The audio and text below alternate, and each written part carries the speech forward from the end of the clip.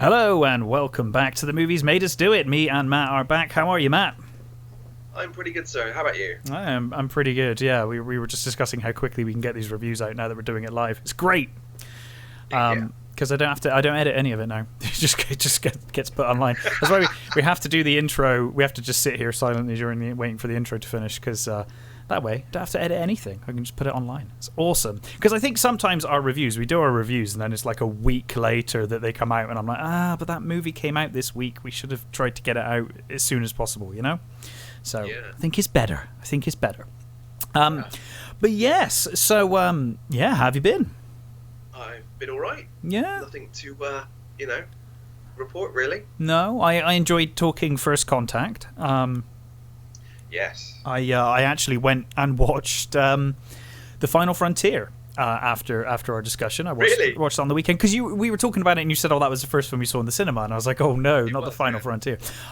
So I was rewatching it, and you know, there is a lot of good in that movie. There are some shots, the opening shots in the desert, really well shot actually. And as we discussed, the scene with McCoy and his father is amazing. I think it's probably one, if not the best, one of the best McCoy scenes ever. There's a lot of heart in that movie, and I love the campfire stuff. I love the I knew I'd never die because I was never alone. You know, the actual with mostly the three crew. But, yes, you know, sometimes the wider crew are so great. They're so heartwarming and it's, you feel that these guys, this is a bunch of guys that have been around each other for fucking years. Absolutely, you know? It's really good. Yeah, I was. I mean, the actual movie itself is a fucking mess. It is, but I think, you know, like you've said before, we can look beyond that and just kind of take what we want from it at this point. And there are some nice character moments in and amongst that crap. I think it's another one of those things that's feels kind of like Alien 3, in that you've seen what could have been. Yeah. And you sort of think, if only they could have done the lava monsters properly, and if only they could have got this to work. Yeah, it would have been so much better. I wondered, is any of that filmed? Could I'm guessing they just didn't even film it in the end because the monsters practically weren't there. Because it's the kind of thing now where you're like, you could do like CG to put them back in if you had the scene shot, but I'm assuming they were never shot and we'll never get that completed version. No, I think I've seen pictures, but I don't think. I think they only had one, didn't they? Yeah. And I think it didn't really work, so no. I think they just kind of gave up on the whole thing. But it's got some nice bits. It has got some nice bits, but and I think it was always slightly ropey that Spock suddenly had a half brother, let alone later on having a sister. It's like, right, I was going to say, he's got an entire family we didn't know anything about now. I think the character of Sybok is interesting. I shouldn't have been Spock's brother. That's the thing. Like, you should have just had him as a different Vulcan. I do kind of like the idea that he's a full-on Vulcan that rejected. Yes, but I would have had him as like Spock's mentor rather than his brother, I think. Because then you still could have done the I'm not going to kill him, he's my mentor kind of thing, instead of brother. But it would have avoided this awkward, why have you never mentioned your brother before? And obviously, like you said, that's made way worse now. It's even more damaging. But well, I mean, it's even more damaging in that respect because apparently she made him the Spock we all know. It's like, really? Yeah, well, he is dyslexic, so he needed all the help he could get. That's oh god.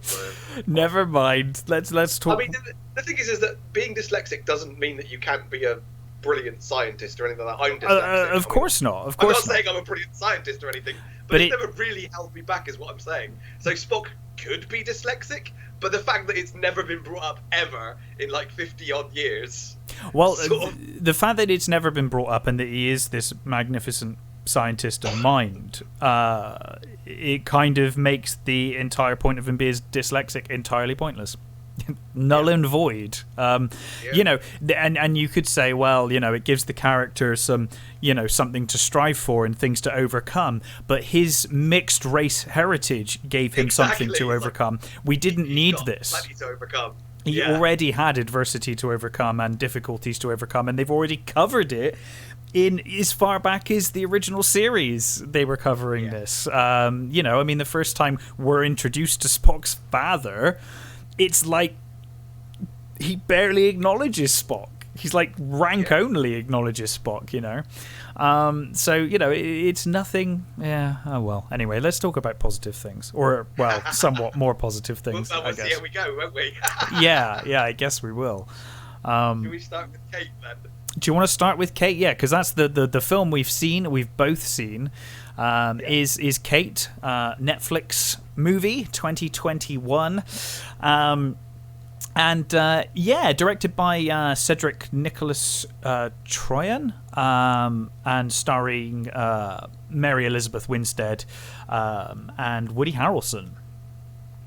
So, yeah, Kate's an assassin, and her kind of handler / adoptive father figure, Woody Harrelson, assigns her to kill a Yakuza boss.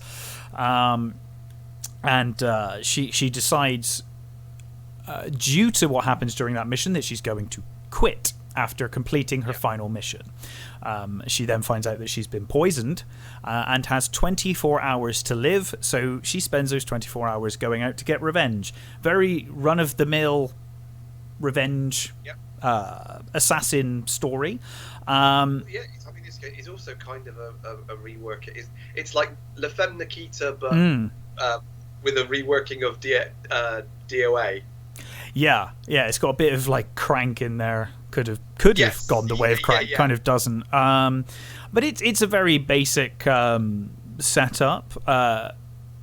You know, it could have lent itself in my opinion, to quite a nice pacey movie. But I didn't think it ended that way. Curious what you thought of it, though. I actually mostly enjoyed it. So I will say, despite reviews I've seen today, which were mostly very negative, I mostly enjoyed this one too. There are certainly issues that I want to talk about, but overall, I don't think I will ever see it again. But I did enjoy watching it, and I did have some fun. I think that's the thing.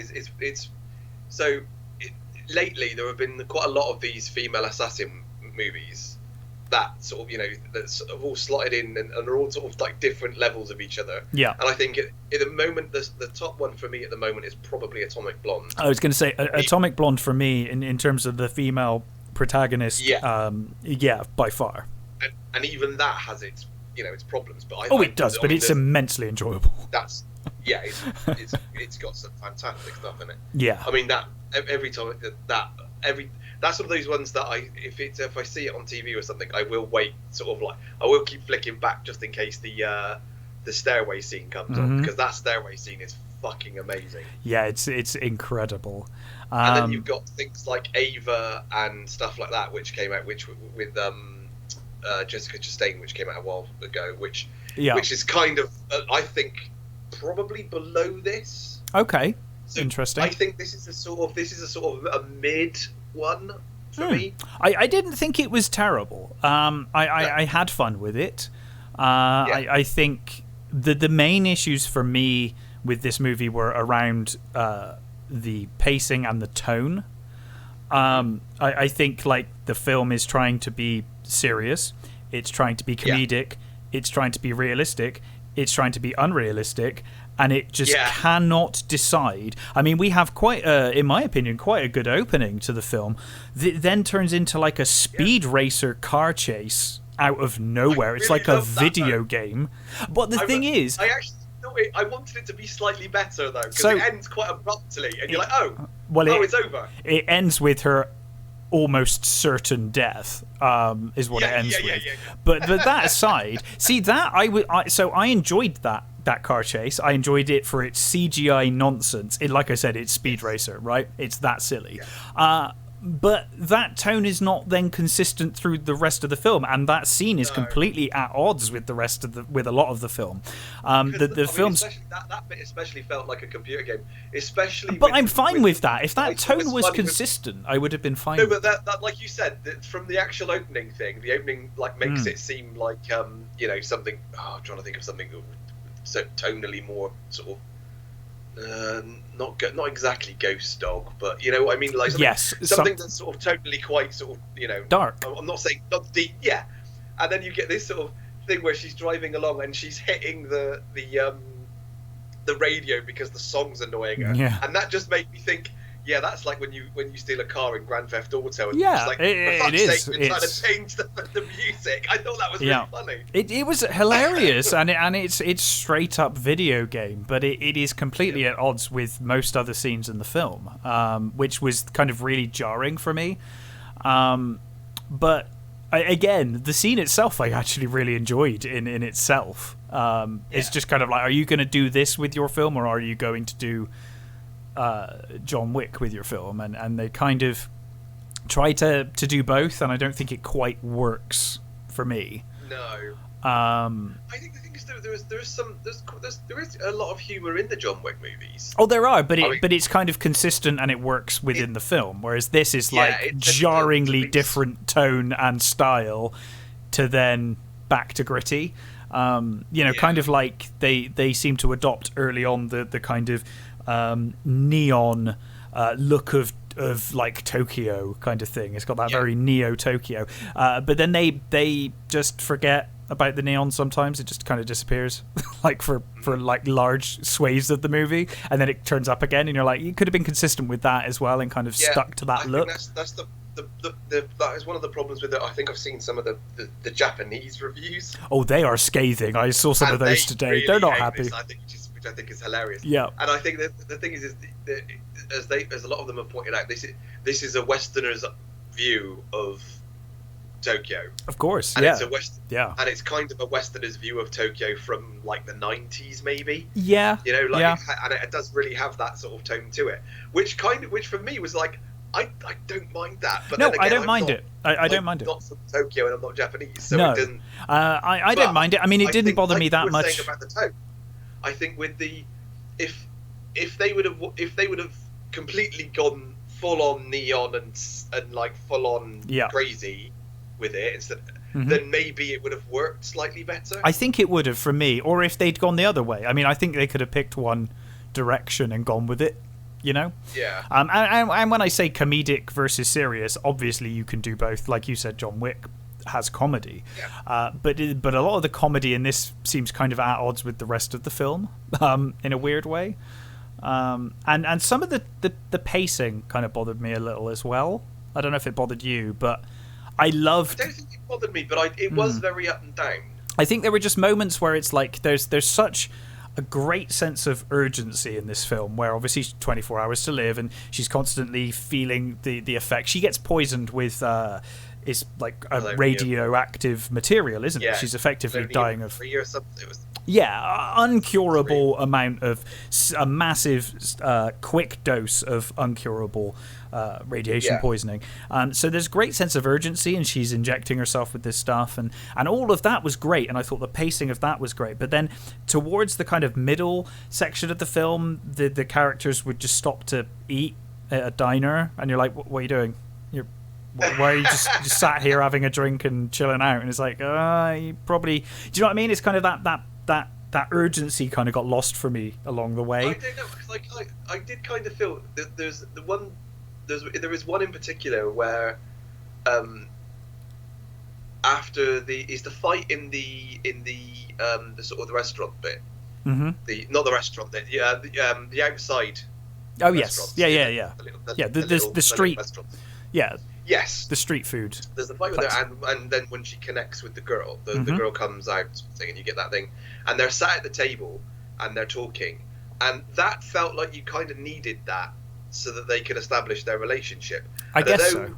I felt like it would have been more of a Terminator 1. We're getting the kind of relationship building on the run more so than we're sat down. But I did sort of think, well, but she has just gone through about 20 guys. So yeah, totally. Maybe she could do with a bit of a nice sit down for a couple absolutely. of minutes. Which I guess brings us nicely on to one of the strongest points of this film. I really enjoyed the action scenes in this film.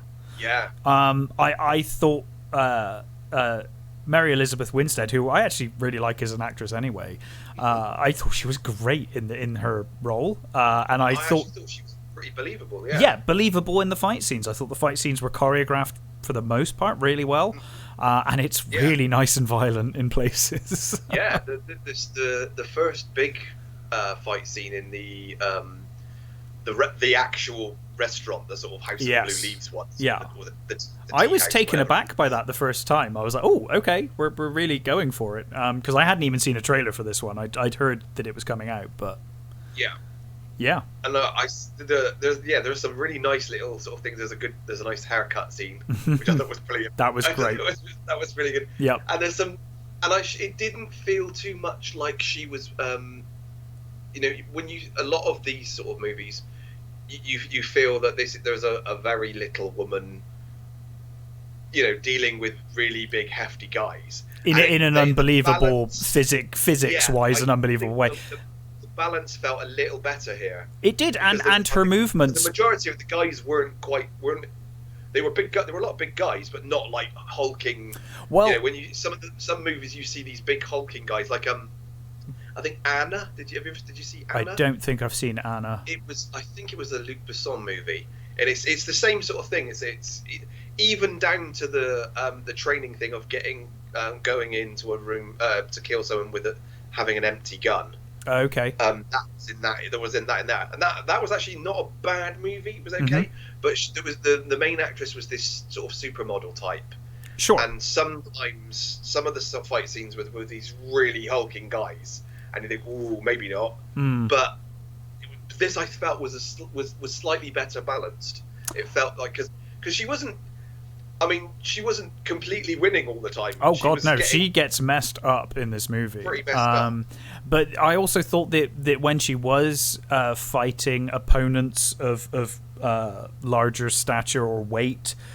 She used their weight against them. It was all very sensible, and it all worked. It felt like it worked. It was like, I can believe that this highly trained assassin, she might weigh half as much as this person, but the way she's going about doing it works. It makes sense. I believe that she's deadly. I thought the fight scenes were great. Actually, I really enjoyed them. It was fine. I mean, for the most part.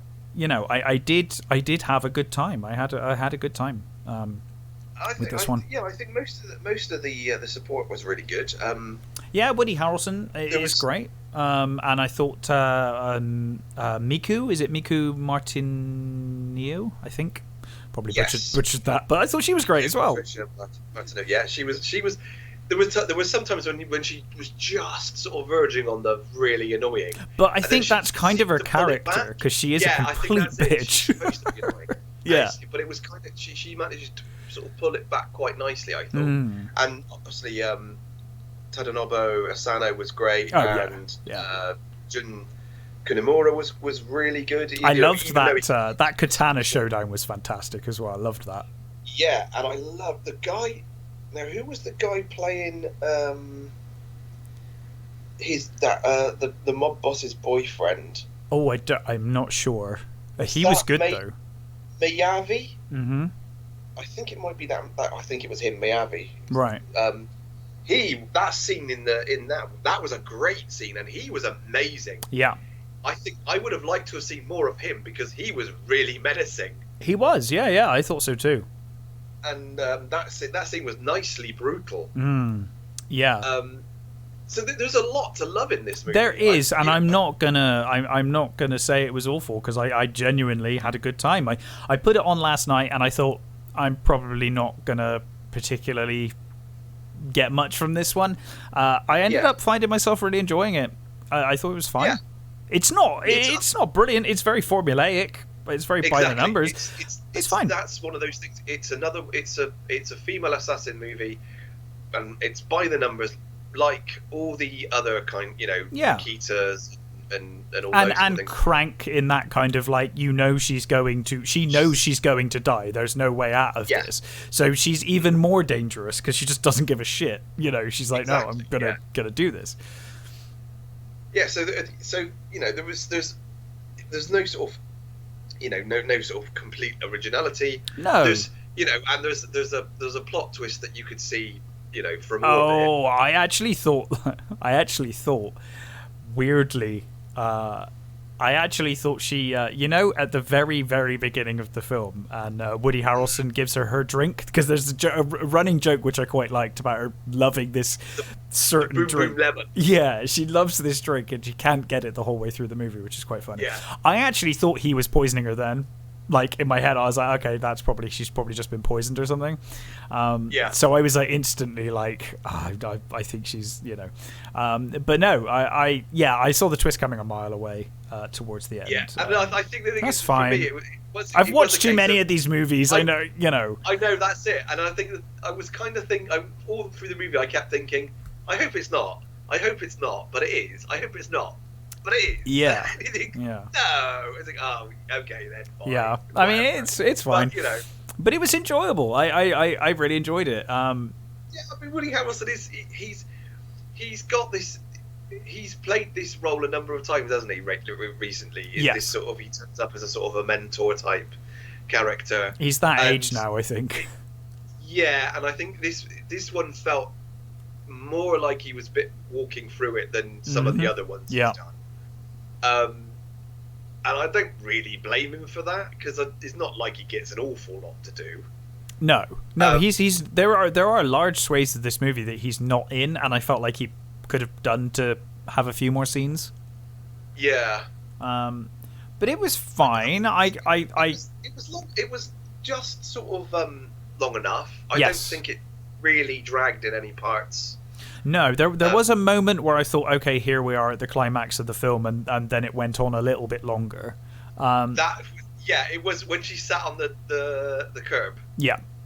Outside the house. I did think, wow, is this coming to an end? Okay, and then it was like, oh no, we're still going. Because I thought that in itself, it would have been kind of tragic, but it would have been kind of a nice ending. Actually, I was like, oh, okay, if that's the ending you're going for, fair enough. Would have been a dark. It'd been a dark ending. Ending. And I was like, if they would have, with a few tweaks, that could have been a really good ending, actually. Yeah. That would have felt like more of an Eastern movie then. If you'd ended it like that, I would have been like, okay, yeah. But no, overall, I had fun. I'm not going to, say it's a perfect movie, because it certainly isn't, but it was enjoyable. So that's where I am with that one. Any final thoughts on Kate?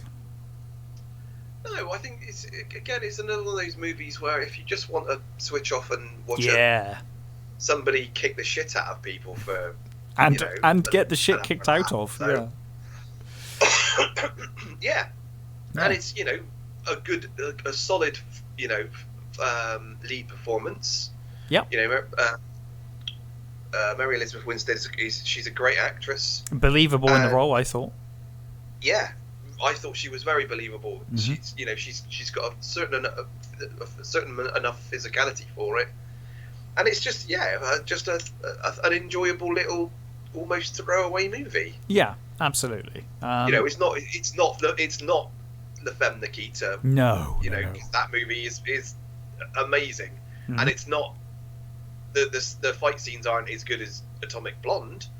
No, but it's fine. It's still pretty good. Yeah, and I mean, you and me over our adult life have probably seen more assassin movies than we've had Sunday lunches.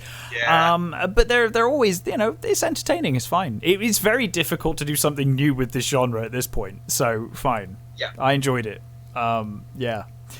So what else have you been watching, Matt?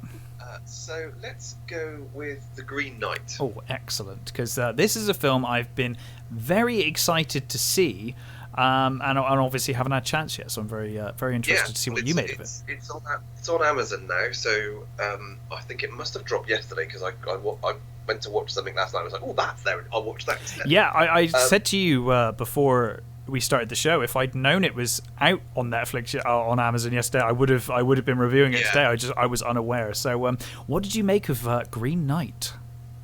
So, Green Knight, it's directed by David Lowery, who previously did A Ghost Story, which I still haven't seen. He did that version of Pete's Dragon, again, which I haven't seen. Which one is A Ghost Story? Is that the one with the guy with the sheet ghost? Yes. Okay, because Ghost Story I have seen. A Ghost Story I really want to see, but I need to be in the right mood because it looks depressing as all hell. I think so. Yes. It looks very well directed, though. So we've got Dev Patel as Gawain. I am not saying it the way they say it. Fine. Alicia Vikander, Joel Edgerton, Sarita Chowdhury, and we've got Sean Harris as King Arthur and Kate Dickie as Queen Guinevere, and we've got the brilliant Ralph Ineson as the Green Knight. So I presume you've seen other versions of this or have read the old, the stories. So basic story, it's Christmas and the knights are gathered for the feast, and when the Green Knight comes in and makes the challenge that whoever will strike a blow against him, he will do the same in a year's time, whatever that blow is. So no one steps up except for Gawain, who at this point is not a knight, and he's Arthur's nephew, and Arthur has before the Green Knight comes in, Arthur talks to Gawain and says, you're my sister's child, but I don't really know you, or we've never really spoken. And he says to him, tell me something, tell me a story about yourself that I may know you. And he says, there's nothing to tell. I haven't done anything. I've not done anything. And Guinevere says, it's like every conversation post-pandemic. Yeah. Tell me something. I've got nothing to tell. I've done fuck all in the last year and a half. Yeah. So she says. So Guinevere says, "But you've done nothing yet." Yeah. You've done nothing yet. So then the Green Knight comes in and he steps up. He says, "I'll do it. I'll do it." And he chops the Green Knight's head off. The Green Knight picks his head up and then says, a year's time at the Green Chapel, and laughs, carrying his head off, riding off into the distance sort of thing. So then you get this very short, sort of a year goes by sort of thing. Sure. And then he's sort of given a few things by his mother, who I don't. This is one of those weird things. I don't remember Gawain's mother being Morgana Le Fay, but I looked it up and apparently she is. Yeah, I'm not sure. But he was apparently brought up in some versions. He was brought up in a foster place, so he doesn't actually know his mother, and he doesn't know Arthur is his uncle. But this version, like straight up, his mother is Morgana Le Fay sort of thing. Right. Okay. Because you see these scenes of her performing rites and stuff, and I don't really want to give stuff too much away, but you see her performing rites, and then basically you get the journey that he goes on to get to the Green Chapel to do this thing, and he encounters all sorts of fantastical like beasts, beings, and people that cross his path, and stuff happens, and it's absolutely beautiful. Yeah, I mean the trailer honestly blew me away. I was sold on the trailer alone. That's the same here. It's stunningly beautiful. I mean, everything, every sort of color, every shot is perfectly thought about. It is truly an outstandingly beautiful movie. Dev Patel is great as Gawain. Most of the cast actually do a fantastic job. It's really odd to see Sean Harris and Kate Dickie as these older Arthur and Guinevere, which I thought, because I don't know where this. For me, this story seemed should take place when Arthur is a lot younger, but that's, I guess that's all up to interpretation and stuff. Sure. But having said that, they were, when they are there, they play it like they have this sort of really old, sort of weirdly elderly, like Arthur sort of can barely move. Oh, okay. He can barely lift Excalibur when he talks to, it's very odd. It's a very odd choice for those two characters, but played brilliantly by those bloody great actors. I think this is going to be one of those hard ones. So overall, I enjoyed the movie. Yeah. But I think there was some pacing issues with the journey. It's the weird thing is that everything felt like it was sort of needed. Right. But it just felt it didn't grab me like I wanted it to. That's a shame. For me, it felt like, I don't know whether it was. I wasn't expecting like massive battles or anything. I wasn't expecting, but there was sort of times. No, I mean that's not really the story as I remember it anyway. Exactly, that's not what the story is. I mean, I think there's a few moments, but yeah, and it's not what the story. It's not what the story's about. No, but sometimes where there was just sort of thing, and I thought, God, can something just happen yet? Okay. I don't want him to just get to I didn't want him to go. He's at the chapel, I didn't want him to do that. No, of course. But there were just times where I think that the pacing for me was just a little too slow. Okay. And maybe it was also the sort of the interactions sometimes felt like they weren't affecting him enough, which is not really quite right either, because they come the end, they are, but I assume it keeps the traditional twist in the narrative. It leaves it very ambiguous. Oh, okay. Because from what I remember, it's pretty explicit. The end of the tale, isn't it? Yeah, this one isn't. Okay. Interesting. It's not the so the connection between one of the characters. Mm-hmm. Yeah, I know this is difficult without talking spoilers. Yeah, sorry. Yeah, but actually, let's not even go there. We'll yeah, that's fine. Yeah, okay. So it's not explicit. It Mm-hmm. doesn't. He doesn't announce. Sure. Yeah. What's going on. Okay. But there's enough hints that it could be. Yeah. Okay. That's definitely what it is. The overall performances are really great. Alicia Vikander is she's playing two characters, and she's great. And she has this chivalric at one point, which to me this movie seems less about the chivalric and the honor stuff than it does about the message of green things and in the environment. Okay. There was a lot of there were a lot of shots of him walking along very desolate sort of plains and things, and sort of battlefields, and like there's a moment where he's walking through what obviously was a forest but is now like being completely decimated, and there are a couple of woodsmen chopping down the sparse trees that remain. So there's obviously a message of the environment going on, especially with this speech that Vikander gives, which is fine. I've got no problem with that, but it did feel like it was more about that than it was about the sort of the theme. Come the end, it makes it clear, and I think enough that what it is about, what the original story was about. Yeah, because the original story was all about chivalry from memory. Yeah, and I think it does have that.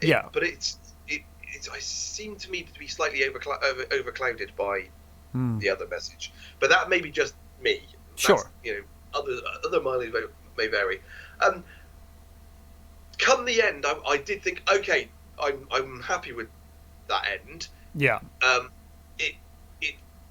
There was a moment where I was like, is this gonna do what I think it's gonna do? And it didn't, thankfully, because I was beginning to suspect that it was gonna go down a different path. Okay.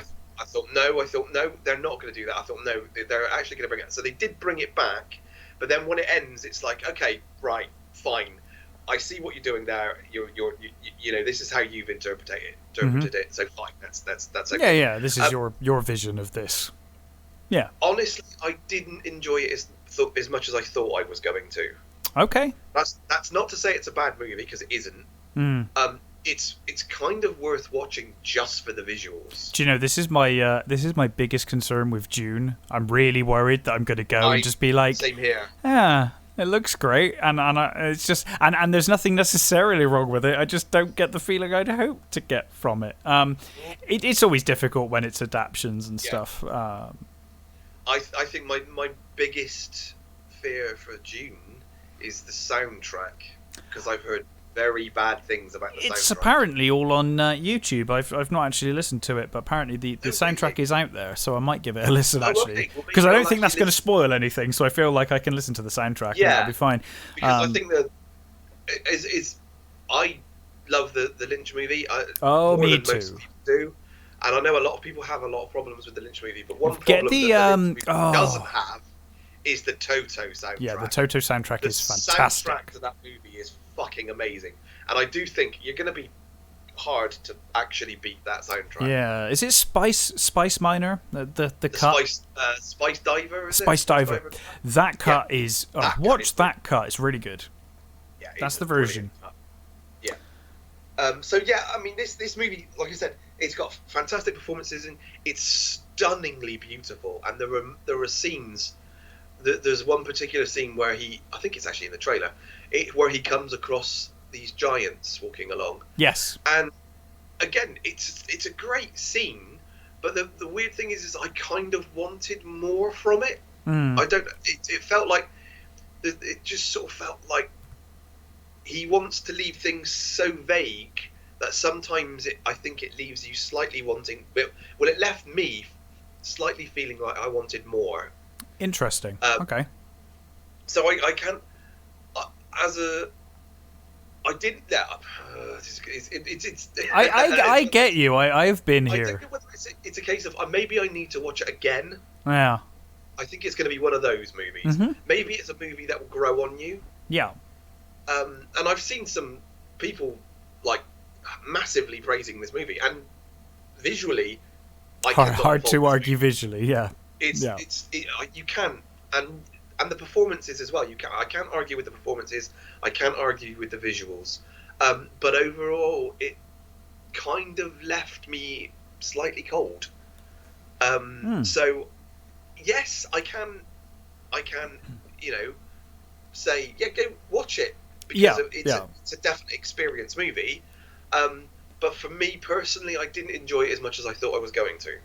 Well, that is a bit of a shame, but I am certainly going to check this one out. So I'd like to see how you. Yeah, well, maybe we can reconvene in a couple of weeks and we'll discuss it. Yeah, interesting. Yeah, that one's been on my radar for a while. Kind of annoyed I hadn't noticed it, because if I'd noticed it, I would have been right here reviewing it with you. It was only dropped last night, so. Yeah. Interesting. Well, I saw Intrusion. Intrusion, directed by Adam Salke, and starring Frida Pinto, Logan Marshall Green, and Robert John Burke.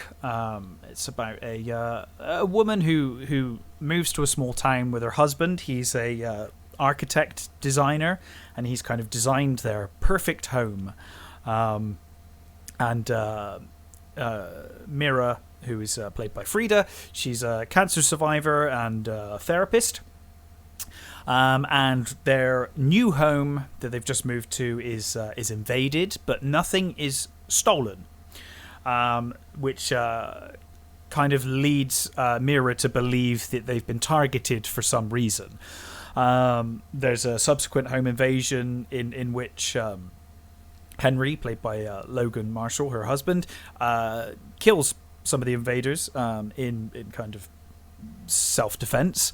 And we learn that all of the invaders are related to a missing girl. And this leads Frida to go on this kind of discovery to find out the mystery and find out that all is not what it appears at first. This what lies beneath, sort of thing. Kind of, yeah. It's like a home invasion with a twist. But unfortunately, the twist is telegraphed from like the opening moments of this film. I don't think is the husband the wrong one? Yes. And I wouldn't even say that was a spoiler, because the film kind of frames it as if it's meant to be a mystery, but there is literally like ominous music as he kind of stalks around the house in some scenes, and you're like, clearly, like, this is clear. It's very clear what is to me anyway. Watching this movie, you want some ambiguity with your villain. It's not the way to do it. Maybe not play villain music when you're walking around. It's one of those moments where certainly for me there were no surprises in this film. I thought it was very cliche ridden, by the numbers, predictable, which you don't want from your mystery. And the cast is tremendous.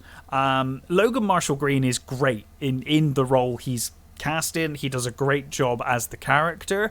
I liked his portrayal a lot. And Frida Pinto, I think, is a massively underrated actress. I like her in most things I see her in. In fact, I can't think of a film I've not liked her in. But here she just it's like from the opening moments, or the opening 10-15 minutes, you guess exactly what's going on. And then we have to sit there for an hour and a half whilst Mira, played by Frida, it like takes the longest amount of time to come to the most obvious revelation that we started with at the very beginning of the film. I think with a movie like this, it all really massively hinges on you have to feel like you're wrong about the villain. Yes, and I was never wrong. You really do have to, maybe it isn't him. Maybe he is, maybe we're just supposed to think that it's him, and it's somebody else. If you spend the entire movie going, well, it's him, then it's clearly him. There's no real point, is there? That's certainly the way. For me, there was no surprise at all, and it was frustrating watching the character of Mira trying to finally arrive at this revelation that was blindingly obvious from the early on. When you're shouting at the main character, for fuck's sake, open your eyes and look. Yeah. Now that's not good. I saw a review earlier today that was actually quite negative towards Frida Pinto's portrayal of Mira. I actually disagree with that. I thought all of the performances in this film were fine. I thought the cast is fantastic, and they did a great job with what they had. Personally, I think this was all writing and direction. I mean, a lot of the film is quite well directed, but then in terms of composition and framing. But then there are some shots, like the home invasion shots, are too dark and confusing. And maybe that's the intention, but it kind of was more frustrating as an audience member. But can't fault the cast, and they do a good job of kind of elevating a very bare bones predictable film. But unfortunately for me, there was no twist, and that's what I want from a mystery. I want, like you said, I want to be wrong, really. Yeah. Don't I? I want to start the film with this and then get my preconceptions and then have them all switched around at the end and be like, oh my god. You kind of want... In a mystery movie, you basically want to feel like you're clever enough to work it out, and then find out you're not. Feel like you're working for it, or yes, or I'm either working for it or I'm completely surprised at the end in a very clever way. And this film delivered neither, unfortunately. So I can't really recommend this one, although I will say, acting-wise, it's great, and I do think Logan Marshall Green is fantastic as Henry. But yeah, it's all right. It's all right. It passed an hour and a half or so of my time, but it was, like I said, very cliche and very by the numbers. So yeah, average. But yeah, what about? Yeah, it's probably. I mean, it's up to you, but I mean, I would say that I've spoiled the end, but it is very obvious early on for me what was going on, so I don't know. And I mean, I haven't told you exactly what happens at the end, but you can probably guess. I did see the trailer, and I did think, okay, I think I'll pass on that one. But yeah, I was already not enamored with the trailer. No, I will be honest. I was really stretched for time this week, and I wanted to get 2 movies in, and it was a short film, so I was like, short, that'll do. So it might not have been my number one choice if I had more time, but I was like, well, it's like just over an hour and a half or something. Fine, I'll do that one. But yeah. So what else have you watched? So I watched Nightbooks. So this is a film I almost watched the other day, but I feel like it might be a film that Paula would enjoy, my fiance. So I thought we might watch that one together. So I'm curious, what's it like? So it's David Yarovsky directing, who it looks like he's worked on. Oh, he previously did Brightburn. I enjoyed Brightburn. Yeah. For what it was. I still have not seen it. It's the evil Superman movie, right? Yeah, it's one of those. It's one of those movies that It's been on my list for ages, and I keep sort of forgetting it's there to watch. Yeah, I think it's on Netflix or something now. It is on Netflix, yeah. Which is it's like I said, it's on my bloody list, and I keep forgetting to watch it. So yeah, it's starring Winslow Fegley, Lydia Jewett, and Kristen Ritter. So we start off with Winslow's character, who's called Alex, who is he's your classic us. He's your classic little horror nerd. Excellent. Whose room is his room is full of posters and monsters and things, and it's one of those times where you go, I didn't have any of that crap when I was a kid. Where the hell did you get that from? But does he appreciate it? He's got like Wolfman figures, and he's got Nightmare on Elm Street posters on his walls, and it's like, okay, this kid might be a little too young for a Nightmare on Elm Street, but I mean, I suppose I was the same as well. I was going to say I would complain, but I did watch Nightmare on Elm Street very young, so exactly, yeah. So he it's his birthday, and you sort of get the impression that he just something happened. His parents are talking in the other room, and they're saying, "Oh, he doesn't want to write his stories anymore because he writes these horror stories, and he's gonna, he wants to tear down his posters and stuff." And then you see he goes mental, and he's tearing down his posters, and he's collecting all his what he calls Nightbooks into his bag, and he's going to go down to the basement and he's going to burn them. So off he goes to burn these books, and the lift stops not in the basement but on a different floor, and he comes out, and one of the apartment doors on this floor is open, and he can hear the Lost Boys playing. Amazing. In this room. So he goes to the sort of the door, and he's like, "Oh, Lost Boys," and it's there playing, and he's sort of about to leave, but it kind of lures him in. He gets sort of hypnotized by the movie, and he goes in, and there's a piece of pie sat next to it, and he eats this pie, and then he basically collapses and wakes up in this bedroom. This is why you don't eat strange food. Yes, exactly. It's why you don't just walk up and start eating food. Yeah. So he then. Oh my god, dude! What's that? Man, we're gonna right. Let's just say there, some big Doctor Who news just dropped, and we'll have a good bloody discussion on that once we finish these reviews. Let's put it that way. Oh, okay. Oh, anyway, really? continue. Yeah, they're. Oh, yeah. okay. Yeah. Well, That's interesting. Yeah. So where was I? Sorry, I just got a message and I was like, what? Okay. And yeah, it's true. But anyway, continue.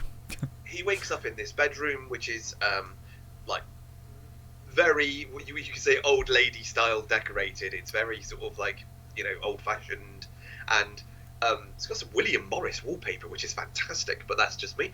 And he is completely sort of frightened. He can't leave this room. The door is locked, and then the lights go out, and Kristen Ritter's Natasha turns up as this fabulously dressed witch, who sort of picks him up with her magic and basically says, what can you do for me? Are you useful to me in any way, sort of thing? And he's like, I can't do anything. So she's gonna sort of destroy him, and she sees he's got his books fall out of the bag, and he's like, I can tell stories, and she's like, stories. Now that's what I need. I need stories. And she basically tells him that he can stay in the house as long as he writes and reads her a story a day. Okay. As soon as he proves himself useless to her, she will do something to him, just kill him, right? Or I mean, I'm not going to sort of tell you no, what she does no. To children, but So from that, there's another girl. There's a girl called Yasmin who's living there as well, and she seems to do all of the donkey work. She seems to be tending this amazing night garden thing. She's cooking the meals. She's doing all these. She's basically her complete servant. Right. And there's a cat who is this horrible, evil, sort of furless cat that can I can't remember what she's called. What is the cat called? Lenore. Lenore, who can turn invisible. Right. And she's and there's one scene where I don't want to spoil it, but there's a particular really nasty scene that shows you how evil this little cat is. Okay. So from there, it's basically Hansel and Gretel. It's a reworked Hansel and Gretel story. Mm-hmm. The two young Alex is the guy playing Alex, Kiddie playing Alex. Yeah, he's really really sweet, and he's really great. The girl playing Yasmin is really brilliant. She's really I really liked her performance. And Kristen Ritter is Kristen Ritter. She's she's fine. She's having a ball playing this witch, who sort of turns up in these amazing sort of outfits every time she turns up. She's in this improbable weird outfit that just seems to fit her because that's who she is. Yeah. And obviously they find clues to other people that have lived that have been here, and they find, well, he finds evidence hidden in the books, because there's this amazing library in there. It's like, I want this library. It's brilliant, because it stretches up to the sky. This amazing library, and he finds evidence that one of the kids possibly escaped at some point. Okay. So he has to sort of build a friendship, because at first Yasmin doesn't want anything to do with him. She's like, just you be you and I'll be me, and we'll just get on with our jobs, and we'll survive as much as we possibly can, sort of thing. Yeah. And he's obviously he wants to build up a relationship with her so that they can escape together, and it's a really sweet movie. It's got a really good message of being who you are. It's like, doesn't matter what, don't change yourself to fit in with a crowd that doesn't really want you anyway. It's that sort of message. Yeah. Which is it's a great message. It is. As I said, the performances are really, really, really great, really sweet. In the middle, it did feel like it was dragging a little. Okay. There were a couple of sometimes it feels like for such a fantastical house,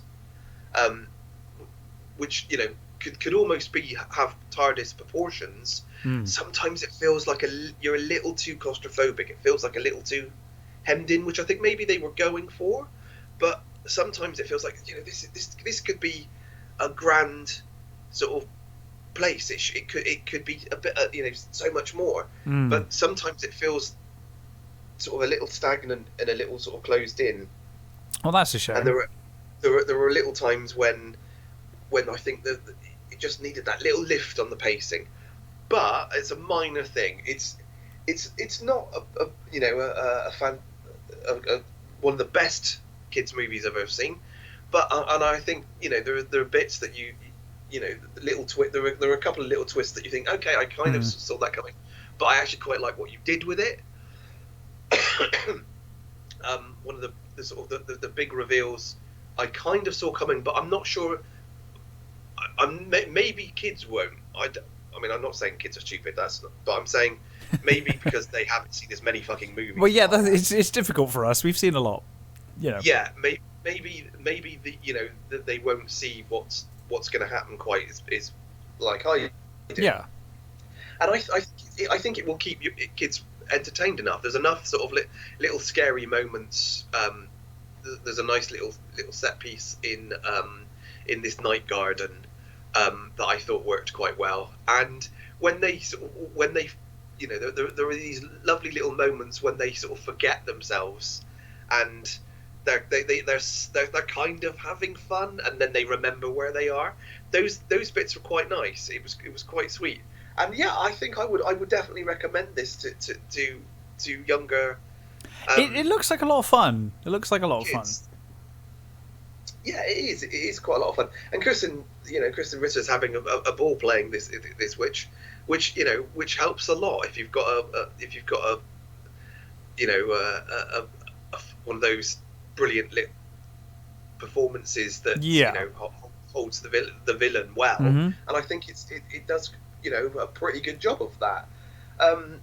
I think maybe some of the older audiences might not stick with it as much. No, but if you want something to show your kids, is, you know. Yeah, I think it's a really entertaining little horror movie for kids. It's, you know, in the style of the Goosebumpsy type stuff. Sure. It feels very Goosebumpsy, and I think I can't remember who the writer is, but it's one of those J.A. White. J.A. White. Yeah, I've got a feeling he's one of those writers that does that sort of that these sorts of horror kids books. Yeah, I think it's a nice sweet little horror movie. You know, maybe you know, just in time for sort of Halloween. It's something a Halloween movie the kids can watch. Yeah, that's fair enough. Not too scary that, you know, it's not going to scar your children in any way. Yeah. I think it was. Yeah, it was sweet. It was a nice little movie. Oh well, that might be worth a watch. So, what else have you watched? Well, from a from one extreme to the other. Yeah, from a kids horror movie to a full-on horror movie. Yes. So, Censor, directed by Prano Bailey Bond, starring now, I think it's Neve Alger, because it's one of those Irish names that's spelt not how you pronounce it. Yep. I think it's Neve. So Neve Alger, Michael Smiley, Nicholas Burns, Vincent Franklin, Sophia Laporta, and I'm going to ruin this guy's name, Guillaume Delaney. Right. So this is set in the 80s, and it's at the height of the video nasty time. And what an awesome time. Nave plays Enid, who is a censor. She works for the certification board. And she is quite harsh in her cuts. When you're sort of introduced to her, they're watching this movie, and the guy she's with, Sanderson, I think it is, He's a lot more easygoing. He's like, oh, it's just a movie. It's just it's silly. It's not. And she's like, no. She's she takes her job really, really seriously, and she believes in what she's doing. She believes that she's genuinely saving people from she's horror movies. Well, I mean, it was a real fear back then. It was a legitimate fear. You get the first sort of hint that something may be wrong with her when there's a scene where at the very beginning there's a scene that they're watching where a girl in this movie she's dragged away, right? And the guy's like, well, she's just dragged away, and she's rewinding it, and she's like, yes, but I don't see who she's being dragged away by. We don't see who she. And he's like, it doesn't matter. It's a horror movie. It doesn't matter who she's being dragged away by. And she's like, no. But I have to see who she's being dragged away from. Right. And then you discover that. Well, she goes to her. When she's at home, she gets this phone call from her mum, and her mum says, she leaves it to the answer machine, and her mum says, there's a restaurant where to meet us. This restaurant, and it's. We've got to discuss these things, some things. So she goes to this restaurant, and they're talking, and you find out that when she was young, her sister disappeared. Okay. And she was with her sister, but she has no memory of what happened. So she's kind of like mentally blocked it out, or yes, yeah. Something happened, and for reasons she can't fathom. She's never been able to figure out what happened to her sister. They basically went to the woods, they were playing, and her sister disappeared, and she just doesn't know what happened. And her mum and dad have got a death certificate for her, and at first she's like, if they found something, is something going on? And she's like, no. But it's been a long time now, and I think it's good for us all if we have closure on. If we have a closure, if we accept that she's not coming back and that she's dead. So she's clearly upset by this, but she's obviously she's a very reserved person. You can see that she's keeping it in, but you can see that she wants to scream. She wants to say no. This is. Because she can't, she says, this isn't right. I don't believe it. You can't just say that she's dead when we don't know.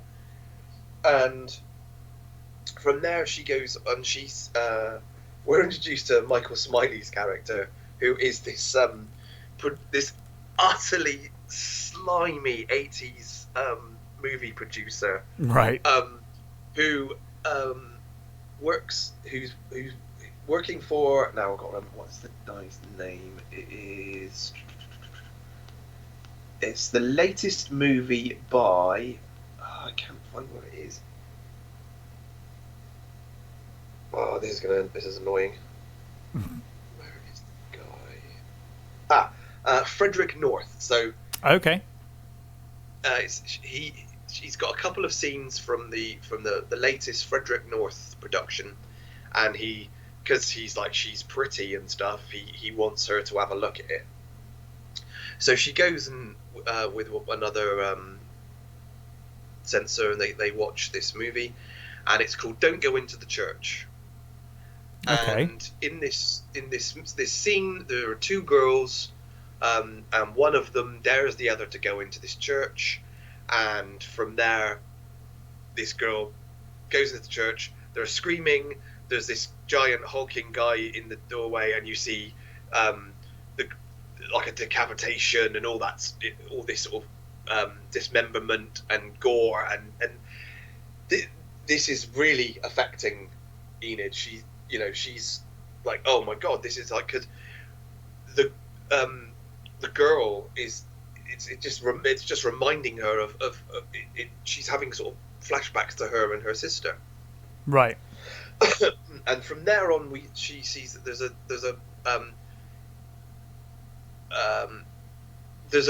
basically some in the wider world, somebody murders their wife and their kids, and he has no memory of it.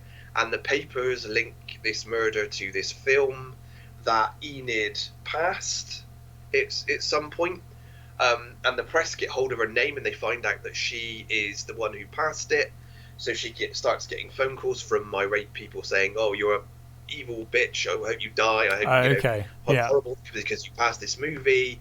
And she starts sort of unraveling. She starts becoming obsessed with this director and this movie, and she gets hold of a copy of one of his movies, like under the counter. She goes into this video shop, and it's brilliant. She goes into this video shop. It's like, oh, video shop. Oh, yeah, those were the days. Oh. So she goes in and she persuades the guy behind the counter that she's into horror movies, and he says, the only movie I have by that director is this one. And he says it's really bad quality, and the end's been taped over by somebody else. Yeah. So she goes and she watches this movie, and there's a woman in this movie, an actress called Alice Lee, who she thinks is her sister. Okay. She begins to think that she looks like a police mock-up of how her sister would look now she's older. Sure. So she becomes convinced that this is her sister, and I'm not going to spoil anything. No. I've got to say, this is not going the way I thought it was going. It unravels from there. Mm-hmm. I thought this was going to be really Lynchian and kind of like Videodrome-y weird. It's very giallo. Okay, cool. Well, that's cool. Very, very Italian in its styling. Awesome. Which is weird for the 80s because that's more of a 70s sort of thing. But I guess early 80s, some early 80s. They do a really good job of getting the 80s atmosphere right. Awesome. They don't overdo it. Nave, the main actress, is brilliant. She's really, really good. There's some of the scenes where you can see she's trying to contain all this stuff. Yeah. And is, on the verge of losing her marbles. Excuse me, that stuff was done really, really well. I will say it sets up a lot of stuff. There's a number of things that they don't resolve. There's a couple of questions. They're kind of minor things that just sort of niggled at me. There are certain things that I was thinking, oh, I want to know that, I want to know this, but they don't get there, and I was like, okay, I'm a little disappointed in that. I think the first half is really great. It's really suspenseful. It does a brilliant job of building up this this question of what's happened to her sister, and it's a great a brilliant character. This main character who's like I said is trying to contain all this stuff. That is all great. When it gets to the end, although it's really well done, actually, I really did enjoy the end. Because I think there was some questions I didn't get the answers to. Right. Which maybe that I know that's not the point. Mm-hmm. That one, it did feel a little sort of this is I'd have loved to have known what happened to those bits, and I'd love to have known those. But this by the way is very Italian as well. Yes, that kind of like we're just not going to answer this. Like, okay, cool. That's the thing. That's I think why it doesn't. It's presumably a bit of a purposeful choice. Yeah. Yeah, I think it is. And the ending. Some people have said, "Oh, I didn't understand the ending. It's left." It's like, well, no. Actually, I think the ending speaks for itself. You don't get the answers you're kind of looking for, but I think you kind of do. It does really tell you the answer you're looking for, I think. Sure. This sounds really interesting. I think obviously Green Knight I was already going to see, but this one I might check out as well. I'm liking the sound of this a lot. Yeah, it's a premium rental at the moment. That's good. But it's I think it. I do think it's worth it. I think it's. It's payday next week, so you know. I think the performances are great. Michael Smiley, you know, he's in it very shortly, but he's great as this slimy producer. And you know, it's mostly hinges on the main actress's performance, and she really is top notch. She's great. I'm not sure I've seen her in anything else previously. She's apparently in that Raised by Wolves series, but I've never seen that. No, I haven't. I've heard quite good things about that as well. Is it on Apple TV, which is? Yes, I know. Like. Oh no, it's HBO. It's HBO Max. So, okay. Yeah, because there's a few things on Apple that I keep seeing. I'm like, I might check that. Like, I'd really like to see if they completely fuck up Foundation, but I'm not getting Apple TV to find out. The trailers for that are really good. They are, and I'm a big Asimov fan. Really don't want to get Apple TV for it. No. So yeah, I think this is a nice little horror movie. I think some people will definitely have trouble with it. Sure. Because there are stuff that it leaves unanswered, and there is some ambiguity in the ending. Mm-hmm. It sounds right up my street. Yeah, but it's there's some beautiful little shots of where she uses color really well, brilliantly, and it's kind of getting compared to St. Maud, and I would say it's not as good as St. Maud. St. Maud, I think, is stunning, and that's that's on Amazon at the moment. That movie completely blew me away. I absolutely I remember your review of that was very favourable. This isn't anywhere near as good as that, but it is. It's a very good, solid horror movie, and I'm definitely looking forward to what Prano Bailey Bond does next, because I think she's a very good director. Wow.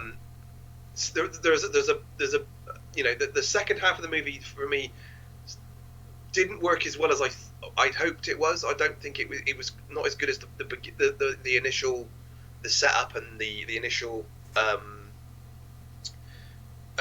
half of the movie, but overall it's a really good movie. I really enjoyed it. Yeah, well, I will definitely be checking this one out because this sounds great.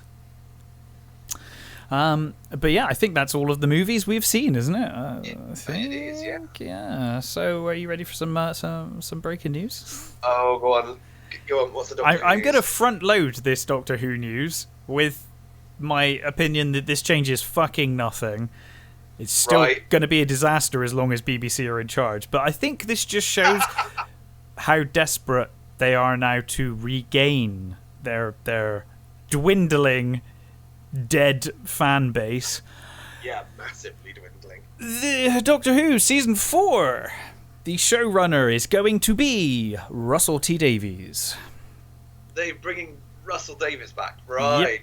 He has been announced about half an hour ago as being the showrunner from 2020, whenever it is, 2023, for the 60th anniversary of Doctor Who. And it sounds like he's returning for a while, not just for a one-off.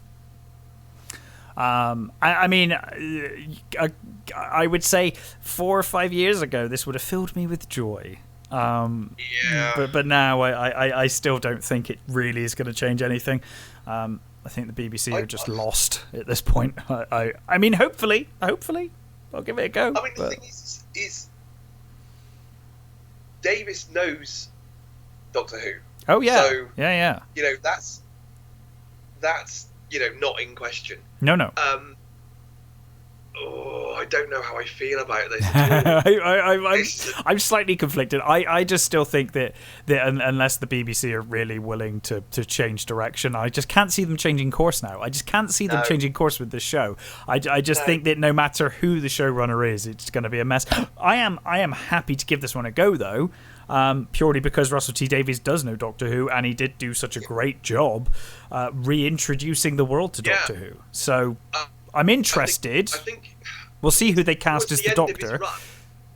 Towards the end of his run, it got a bit Oh yeah, his like idea of epic is just like throw more Daleks and Cybermen at it. I'm not a fan of that, but certainly his earlier work, and you know his best episodes were the ones that weren't the finales. You know, they were like the smaller episodes. Absolutely, and I think maybe it's just one of those things that after a while the showrunner literally gets burned out. You know, where because you know Moffat. I thought Moffat started off great. That first season of Moffat was. By the end of Moffat's run, I wanted to strangle the guy. Yeah, you know. But the first season was amazing. He was great, solid. And again, you know, he mostly knew his stuff. Yeah, absolutely. Chibnall feels like he hasn't a fucking clue. The thing is I'm so out of it right now. So am I. I haven't watched. I mean, I have watched more than you. And that still means we've got another bloody season of him, doesn't it? We've got. I think it's only like 6 episodes though. It's right. Short. It's short. And I think at least one of those is a Christmas special, so it's like 5 episodes. Yeah. You know, the number of episodes is quite limited. I think unless they go back on that whole, they won't fucking origin, the new origin that they've now ruined Doctor Who history. Yeah, awful origin that they've given Doctor Who, because you know the Doctor is everybody now apparently. Yeah, I mean, I will say we were begrudgingly watching Doctor Who through that last season, just purely because it's like I've watched it for so many years. So just me and Paula were like, oh, I guess we have to watch it. That's basically where we were at. Was like, I guess we have to watch it. We have to watch Doctor Who. After that last episode, I don't give a fuck. It was almost physically painful watching. Honestly, it was hurting me to watch, and I couldn't do it. That season finale last season, I don't give a shit about Doctor Who anymore. It's done. So I'm intrigued by Russell T Davies. I think the only thing I will probably watch of this new season of Doctor Who will be the regeneration. That's all I'm interested in at this point. Just fuck off. I mean, go away. That's going to be a definite, isn't it? The regeneration is going to be a definite. I think it was a definite anyway. And I always enjoyed regeneration. There's been news about her leaving for ages, hasn't there? Yeah. So, yeah. I am really disappointed in her performance as the Doctor. She's a fantastic actress. Because she's a good actress. But again, she can only work with the lines she's given, and she can only work with the performance. How much of it is her? It's impossible to say how much of it is her. It's the same. It was the same with Capaldi as well. I think. Yeah. That Capaldi had to do so much shit. Yeah. Oh my god! Some of the lines that man managed to deliver in a convincing way was incredible. Yeah. Considering the lines he had to say, it was like, wow, you know. I mean, I remember that the whole scene between him and Davros is like, it's fucking awful. On paper, it is dreadful, but those two actors just are so talented. They managed to just about pull it off. They worked with some real shit, and so is Jodie. I don't think it's Jodie's fault. And again, I think for me personally, I think a female Doctor could have worked if it was written well enough. I don't think it was necessary, but I think it could have worked. It could still work if you get the right actor, I think if they wanted a female Doctor, they should have done it earlier, before all the nonsense started. You know, before all the all the woke stuff started getting. Well, I mean, ideally they should have done it, you know, as like the 5th Doctor or something, and just, you know, then it would have made more sense. It wouldn't have been such a precedent of, like, you know, 13, 14 regenerations. But I think, you know, it could work. It's down to the BBC and their, you know, their agendas and you know. Agendas. I'm fine with I don't even mind if you have an agenda, but just make sure your writing is no, but you fine. When you make it all about the agenda and not about the actual stories. That's the problem. You need to write your story around the agenda that you have, or the direction you want to go in, the message you want to send. Science fiction writers have been writing messages in their works since the dawn of science fiction. Doctor Who's always had. Oh yes. An agenda. It's always of course had it has. But it's been well written. That's the problem. There are whole episodes, storylines that are this is blatantly about this. This is blatantly about that. You've even got that. What's the one with the where there's the basically it's like the people are murdered on TV and stuff, and it's like, well, yeah, this is a comment on not reality TV, because reality TV hadn't really arrived become yet, a thing, but it was a comment on on TV and those sorts of things and how it was getting.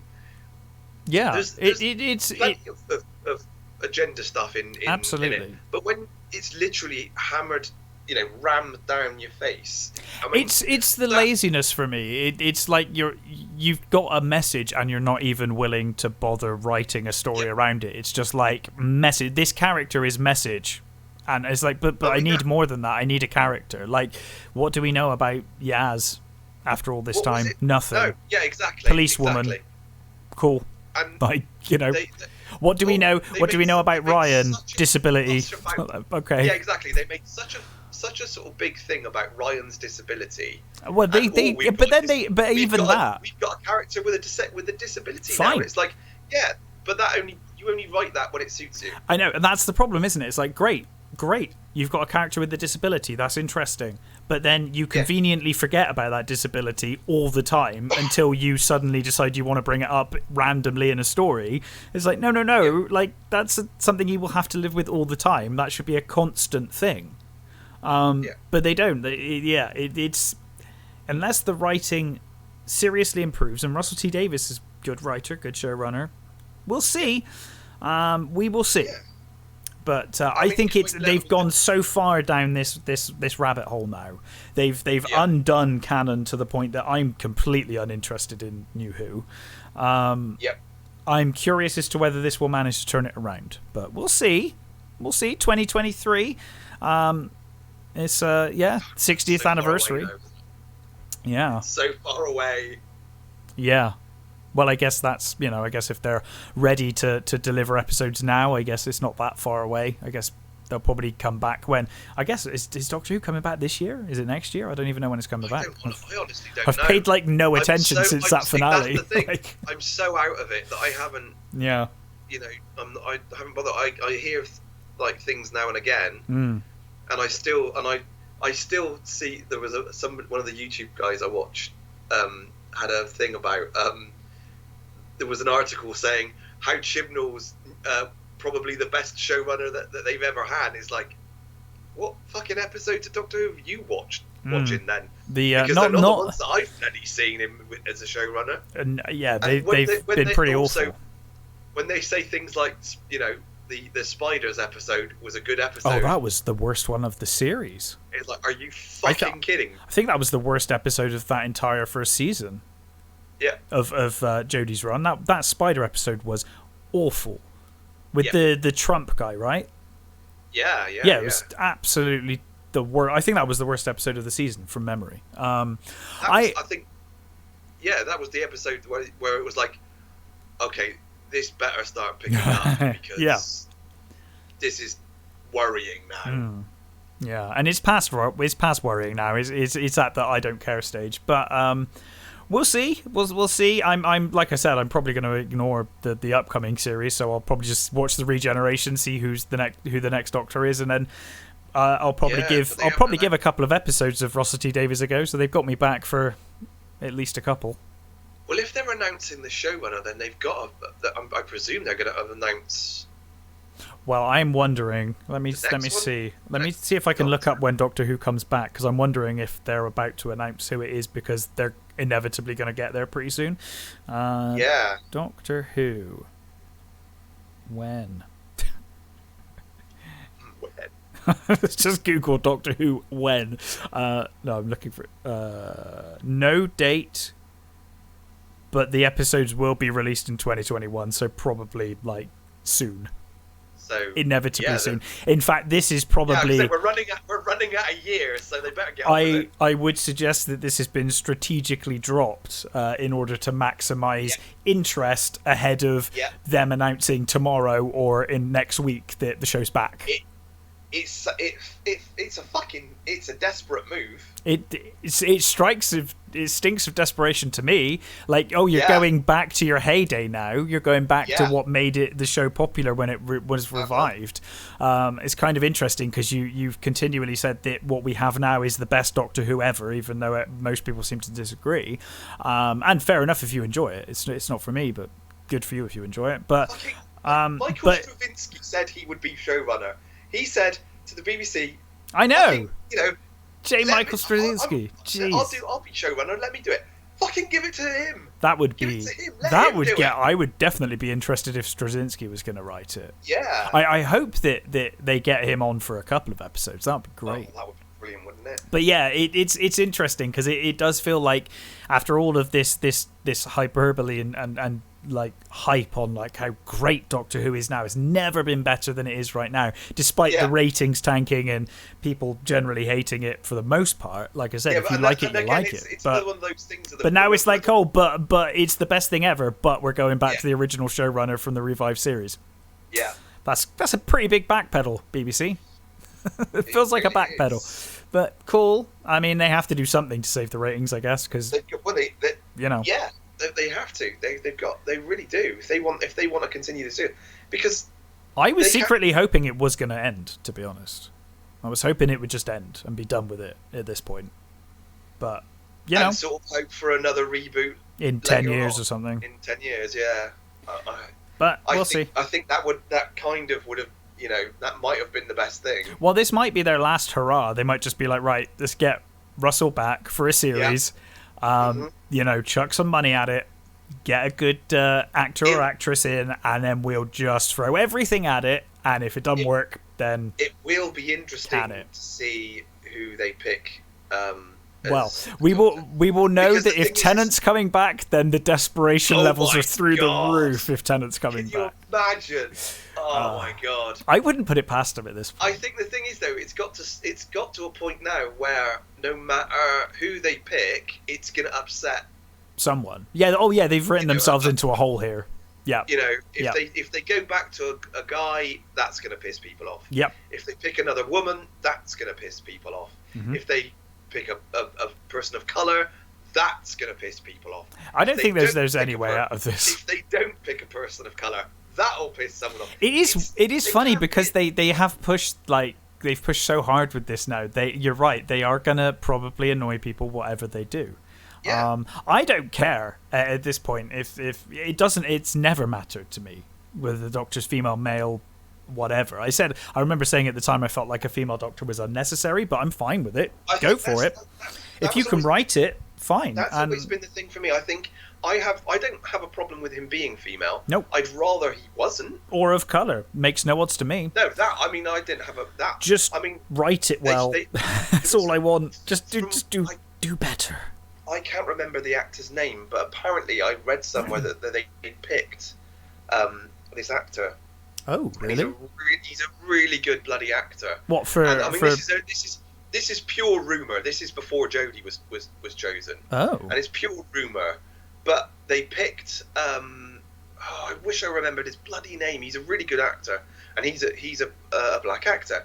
They picked this guy, and apparently China said no. Said they wouldn't pick up the show if it had. Oh well, yeah. Colour in the thing. Right. So they went back on it, and then they decided to choose. Well, that doesn't that just show how brave the BBC are? They're exactly. Like, I don't know whether that's just one of those rumours. It might be. I guess it's probably just rumours. I think it could just be one of those. But I'm all for anyone being the Doctor and stepping into the TARDIS. All I want is good writing. Unfortunately, the canon at this point, and I'm not talking about a female Doctor, I am talking about what they did at the end of the last season has fundamentally deconstructed and ruined since the 60s canon of Doctor Who. To make it so that the first Doctor is no longer the first Doctor. Well, and the entire backstory they've given it now is like... Yeah. It's fucking stupid beyond words now. I can't even understand how they can dig themselves out of this hole, but I'm interested to see what they're going to try. Like I said, I don't think I'll be watching this season, but I will probably give the Russell T Davies one a go. I'll give it a shake. The easiest fix is just to say that the Master was lying out of his ass. That's the easiest fix. No, because she saw it all. It was memory she had, and I don't know how you can. Well, no, I think that's easy. If she's in the Matrix. Yeah, maybe. It's just the Master altered the Matrix. Maybe. What, and gave her false memories? Yeah. Yeah, I guess. I mean, in science fiction, anything is fixable, I guess. But, yeah, we'll see. But that was interesting. So that was some breaking news while we were doing the show. Is there anything else you want to talk about before we bugger off? Couple of deaths. Oh, no. Norm Macdonald. Oh, of course, Norm. Yes, comedy giant. Comedian. One of those comedians for me that never really got where he should have been. It's amazing and frustrating. It always felt like he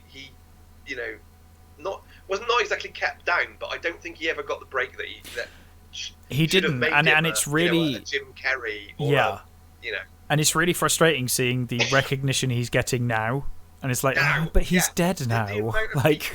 I think the thing is because he didn't tell anybody that he was sick, and he'd been sick for years apparently. Yeah. Because no one got to sort of tell him how much they loved him, and I think that's really sad. Yeah. So yeah, great comedian. Absolutely. It was this one. Roger Michael, who directed Notting Hill and Morning Glory. He 65. He died as well. Really good director. I love Notting Hill. I know it's cheesy and sometimes you need cheesy. Exactly. I watch it every Christmas. It's just one of those things, where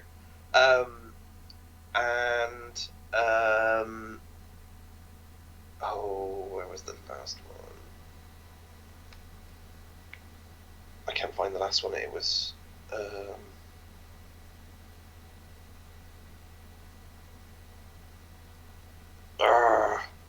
don't know. Sorry, my iPad is being very, very slow. Oh no.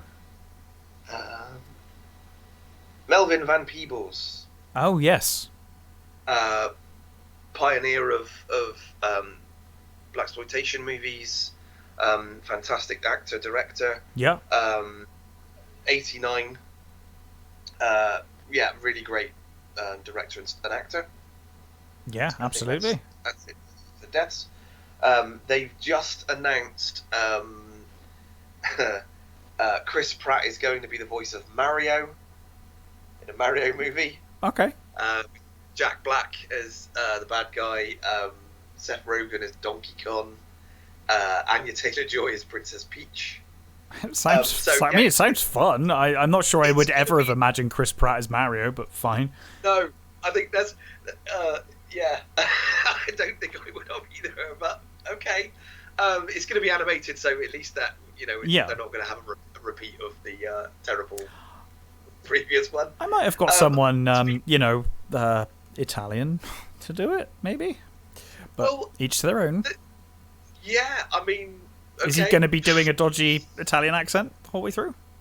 That's kind of what Mario's known for. I was going to say, he always does in the games, doesn't he? So yeah. Well, I will definitely watch that. That sounds fun. I mean, I'm not a massive Mario fan anyway. I've never been a Nintendo person. Yeah. So I can't say it, does a lot for me anyway. Because I've never actually personally owned a Nintendo. Fair enough. Yeah. Well, it's not. My brother had a SNES, and I used to play on his. So I have played loads of the Mario games and stuff, but I never really got it. Never liked Mario, so yeah, that's fair enough. I'll give it a go. Why the hell not? Why not? That's a pretty good cast. It's a good cast. Yeah, I'm down with that. Bryce Dallas Howard is going to be making a remake of Flight of the Navigator. Yes, I hear. I'm surprised it's a remake and not just a continuation or soft reboot, really. Doesn't feel like it needs to be a remake, but cool. It says reboot. So this one says reboot. So I don't know whether they're actually going to do a reboot, or maybe they'll bring back, the same ship from before. Maybe it'll be that would be very cool. And obviously we'd need what's his name, Pee Wee Herman to do the voice, and I'd be down with that. I'd be down with that. A continuation. Yeah. I love Flight of the Navigator. I've got a big soft spot for that movie. I love that movie. It's a great movie. Yeah. So. I'm not sure. Again, I'm not sure whether if it's a sort of reboot stroke sequel, then I think I'm more on board with that. Yeah, I am than a straight reboot. I'd like to see. Have a reboot. No, it'd be nice to see it continue. Especially with the way people keep making sequels to 30-year-old properties these days. Yeah. And some of it's variable, but it might be all right. Yeah. Noah Jupe and Jaden Martell are going to be starring in a Lost Boys remake. That is terrifying. Yeah. So this one... That's on a list of movies I think you should not mess with. There was a plan years ago which I did talk about a while ago when they announced it. There was a plan to make a series which was going to be, each season was going to be set in another decade. Yeah, that sounded fun. And it was going to be, it was exactly. So it was going to be like how David became a vampire, and all leading up to the film Lost Boys, and then continuing after. And that sounded at least different. It sounded like it had promise. That I thought that at least was like, I was okay. I'm on board with that. If they do something different and new with it, I was a straight up remake. I mean, Lost Boys is one of my favourite films. It's dodgy territory, I think, a remake of Lost Boys. And it's so of its time. I mean, unless you said it in the 80s, but then it's going to be obnoxious. It's going to be obnoxious 80s.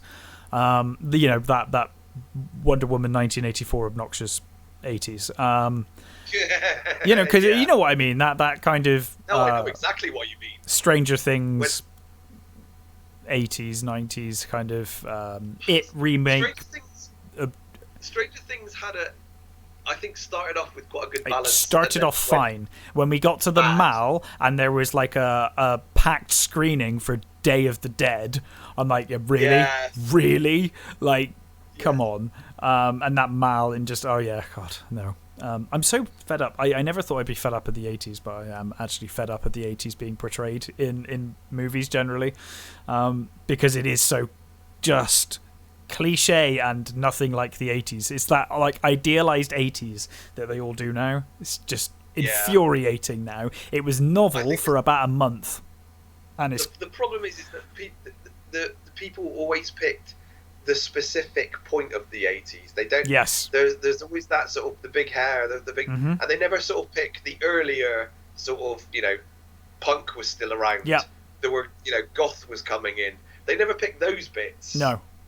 Like and do those well, or the sort of later 80s when all that sort of stuff was coming into the 90s, and that it's always a specific sort of. You're right. You're absolutely right. I guess I would.